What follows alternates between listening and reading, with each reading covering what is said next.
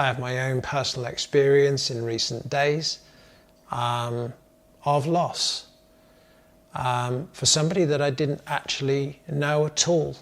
Someone that sadly died in my arms as a complete stranger.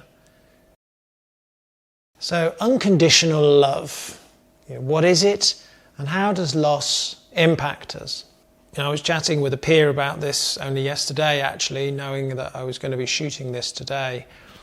There are those in the psychological realm. There is a view that says, well, unconditional love. I mean, can that even exist? Love is a differing experience. It's a name we give to an experience, and therefore, kind of by definition, it is lacking, because words are always lacking for these great experiences, which are kind of spiritual and embodied experiences, and personal and individual. We have a different love for our children, perhaps to our spouse, not greater or less, but different. Perhaps a love for our parents, our siblings. We might have a love for friends, people that are important in our lives, and it's all a different experience. But unconditional, it rather says, well, I'm going to love you irrespective of what you do. And there is research that suggests that sometimes we can have that more with animals than we can with any other human, perhaps with the exception of our children. Some of that is that really they don't want anything from us. Yeah, and that's the unconditional. And actually, neither do I necessarily want anything from them. There is a deep connection. And I think if we look at this love as potentially a sense of importance of the connection that we have, and that connection can be a non-verbal one, can be an energetic one, a spiritual one, dare I say.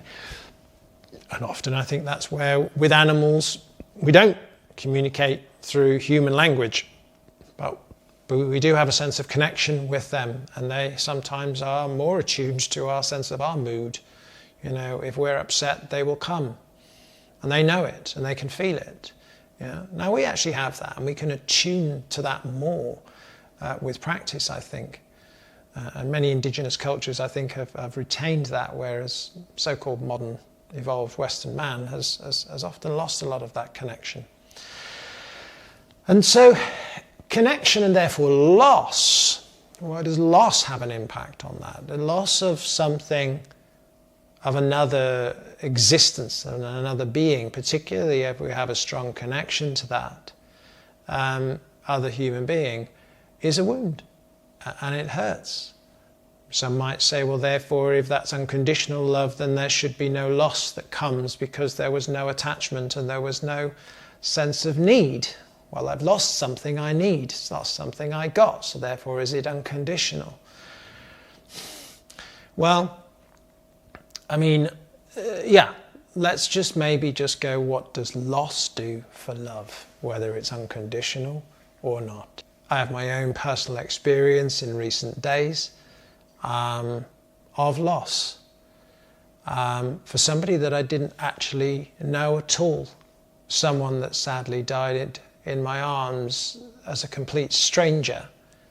And I'm doing a lot of personal work right now, trying to hold myself together as I record this video.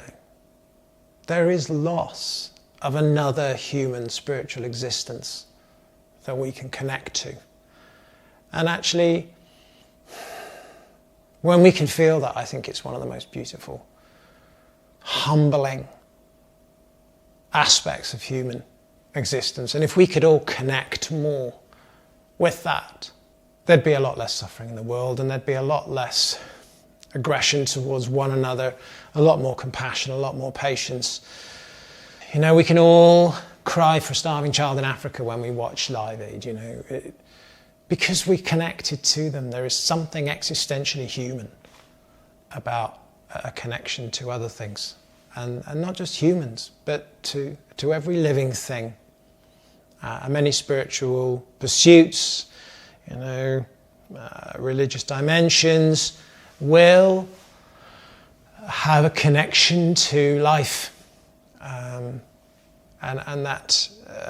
every living thing trees, birds, cats, every living thing, a sentient thing, has the capacity to experience something that we as humans may call love. Yeah? And a disconnect and a rupture leads to a wound, and so it hurts.